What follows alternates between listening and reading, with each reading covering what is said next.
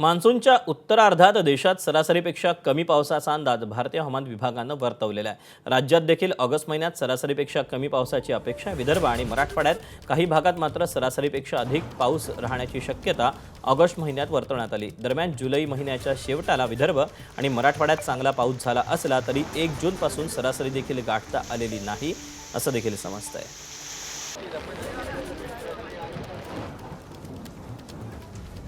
जेव्हा मुसळधार पाऊस पडतोय तेव्हा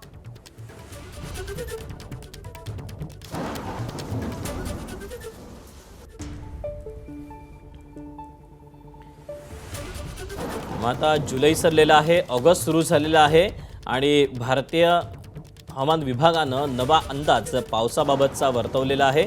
जुलै अखेर जरी चांगला पाऊस झाला असला तरी ऑगस्टमध्ये मात्र सरासरीपेक्षा पाऊस हा कमी राहणार आहे। मान्सूनच्या उत्तरार्धात देशात सरासरीहून कमी पावसाचा अंदाज हा वर्तवण्यात आलेला आहे।